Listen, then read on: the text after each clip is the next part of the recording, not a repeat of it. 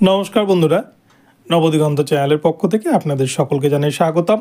তো বন্ধুরা, এই মুহূর্তে সবথেকে বিগ ব্রেকিং নিউজ, রাজ্যে শিক্ষক নিয়োগের তোড়জোড় শুরু। নতুন শিক্ষক নিয়োগের বিজ্ঞপ্তি আসতে চলেছে 2025-এর প্রথমেই। তো এই বিষয়ে কোন কোন ক্যাটাগরিতে শিক্ষক নিয়োগ করতে চলেছে রাজ্য সরকার, কীরকম ভ্যাকান্সি থাকতে পারে, সমস্ত কিছু আপডেট এই ভিডিওর মাধ্যমে দেবো। তবে তার আগে বলি, যারা প্রথমবার চ্যানেলটি দেখছেন, যারা এখনও চ্যানেলটিকে সাবস্ক্রাইব করেননি, আপনারা অবশ্যই চ্যানেলটিকে সাবস্ক্রাইব করে দেবেন এই ধরনের আপডেট সবার আগে সর্বপ্রথমে পাওয়ার জন্য। তো চলুন আমরা বিস্তারিত আপডেট সম্পর্কে এই ভিডিওর মাধ্যমে জেনে নিই। তো বন্ধুরা, রাজ্য জুড়েই শিক্ষক নিয়োগের তোড়জোড় শুরু করতে চলেছে রাজ্য শিক্ষা দপ্তর তথা রাজ্য সরকার। এই জায়গায় দাঁড়িয়ে বর্তমানে কিন্তু যে পরিস্থিতিতে রয়েছে রাজ্য সরকার এবং রাজ্য শিক্ষা দপ্তর, তাতে কিন্তু একটা দোলাচল পরিস্থিতির মধ্যে রয়েছে, যেখানে আগামী পরশুদিন 26,000 শিক্ষকের ভাগ্য নির্ধারণ করবে মহামান্য সুপ্রিম কোর্ট।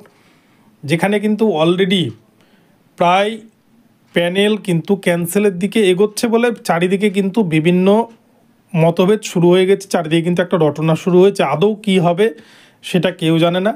সুপ্রিম কোর্টে সেদিনই ফাইনাল জাজমেন্ট হবে কিনা, বা সেই দিনই এই মামলাটির বিস্তারিত রায় আসবে কিনা, যোগ্যরা তাদের চাকরি ফিরে পাবে কিনা, কেউ কিন্তু কিচ্ছু জানে না। তো এই মত অবস্থায় রাজ্য সরকারের দোলাচল পরিস্থিতি। অপরদিকে প্রাইমারি 32,000 মামলাও কিন্তু ঝুলে রয়েছে।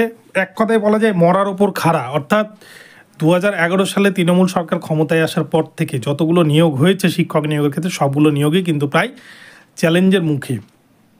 সেই জায়গায় দাঁড়িয়ে এরকম একটা পরিস্থিতিতে মানুষের নজর ঘোরানোর জন্য, অপরপক্ষে বিধানসভার যে ভোট, সেই ভোটের জন্য কিন্তু আপনারা দেখেছেন পাবলিক সার্ভিস কমিশন বা পিএসসির কিন্তু 4টি থেকে 5টি বিজ্ঞপ্তি বের করেছে গত দুদিন আগেই রাজ্য সরকারের তরফ থেকে।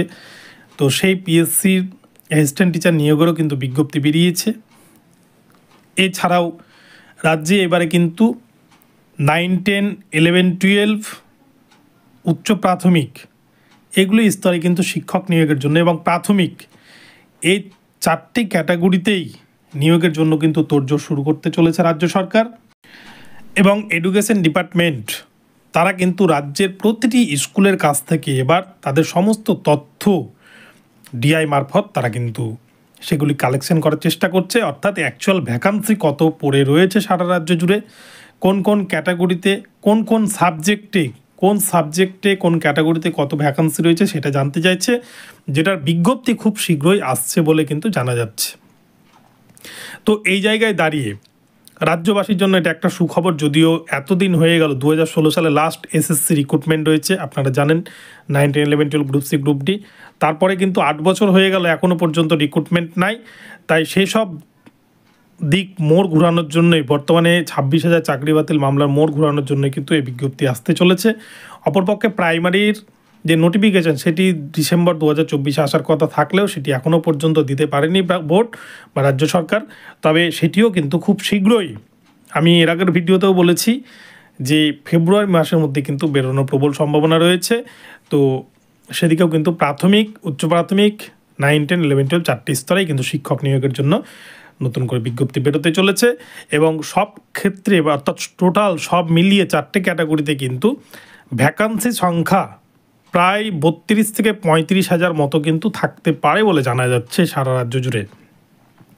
এই ভ্যাকান্সিতে কিন্তু 4টে ক্যাটাগরিতে নিয়োগ করতে চলেছে রাজ্য সরকার। তো আপনাদের জন্য আপডেটটি জানালাম। ভিডিওটি ভালো লাগলে চ্যানেলটিকে সাবস্ক্রাইব করে দেবেন। দেখা হচ্ছে পরবর্তী ভিডিওতে।